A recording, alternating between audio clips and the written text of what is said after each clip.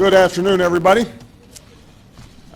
Yesterday, before votes were tallied, I shot a video that some of you may have seen in which I said to the American people, regardless of which side you were on in the election, regardless of whether your candidate won or lost, the sun would come up in the morning. And that is one bit of prognosticating that actually came true. The sun is up, and I know everybody had a long night. I did as well. I had a chance to talk to President-elect Trump last night, about 3:30 in the morning, I think it was, to congratulate him on winning the election, and I had a chance to invite him to come to the White House tomorrow to talk about making sure that there is a successful transition between our presidencies. Now, it is no secret that the President-elect and I have some pretty significant differences. But remember, 8 years ago, President Bush and I had some pretty significant differences. But President Bush's team could not have been more professional or more gracious in making sure we had a smooth transition so that we could hit the ground running. And one thing you realize quickly in this job is that the presidency and the vice presidency is bigger than any of us. So I have instructed my team to follow the example that President Bush's team set 8 years ago and work as hard as we can to make sure that this is a successful transition for the President-elect. Because we are now all rooting for his success in uniting and leading the country. The peaceful transition of power is one of the hallmarks of our democracy. And over the next few months, we are going to show that to the world. I also had a chance last night to speak with Secretary Clinton, and I just had a chance to hear her remarks. I could not be prouder of her. She has lived an extraordinary life of public service. She was a great First Lady. She was an outstanding senator for the state of New York, and she could not have been a better Secretary of State. I'm proud of her. A lot of Americans look up to her. Her candidacy and nomination was historic and sends a message to our daughters all across the country that they can achieve at the highest levels of politics. And I'm absolutely confident that she and President Clinton will continue to do great work for people here in the United States and all around the world. Now, everybody is sad when their side loses an election. But the day after, we have to remember that we're actually all on one team. This is an intramural scrimmage. We're not Democrats first, we're not Republicans first. We are Americans first. We're patriots first. We all want what's best for this country. That's what I heard in Mr. Trump's remarks last night. That's what I heard when I spoke to him directly, and I was heartened by that. That's what the country needs. A sense of unity, a sense of inclusion, a respect for our institutions, our way of life, rule of law, and a respect for each other. I hope that he maintains that spirit throughout this transition, and I certainly hope that's how his presidency has a chance to begin.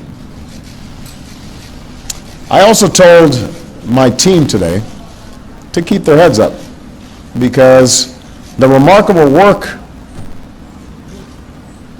that they have done day in, day out, often without a lot of fanfare, often with a lot of attention, work in agencies, work in obscure areas of policy that make government run better and make it more responsive and make it more efficient and make it more service-friendly so that it's actually helping more people.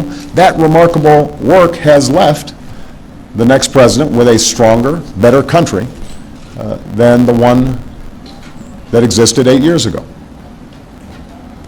So win or lose in this election, that was always our mission. That was our mission from day one.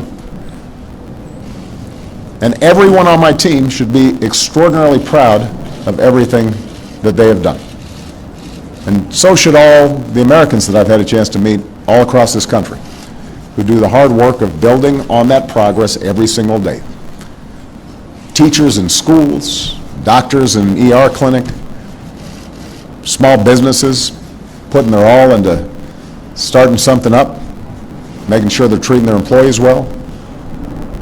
All the important work that's done by moms and dads and families and congregations in every state. The work of perfecting this union. So this was a long and hard-fought campaign. A lot of our fellow Americans are exultant today. A lot of Americans are less so. But that's the nature of campaigns. That's the nature of democracy. It is hard and sometimes contentious and noisy. And it's not always inspiring.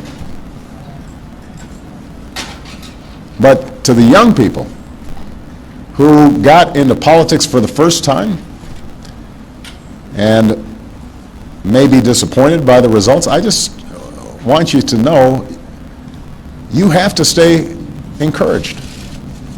Don't get cynical. Don't ever think you can't make a difference. As Secretary Clinton said this morning, fighting for what is right is worth it. Sometimes you lose an argument. Sometimes you lose an election. You know, the path that this country has taken has never been a straight line. We zig and zag, and sometimes we move in ways that some people think is forward and others think is moving back. And that's okay. I've lost elections before. Joe hasn't, but you know. So I've been sort of sharing. You beat me badly. That's the way politics works sometimes. We try really hard to persuade people that we're right, and then people vote. And then if we lose, we learn from our mistakes. We do some reflection. We lick our wounds, we brush ourselves off, we get back in the arena. We go at it. We try even harder the next time. The point, though, is that we all go forward with a presumption of good faith in our fellow citizens.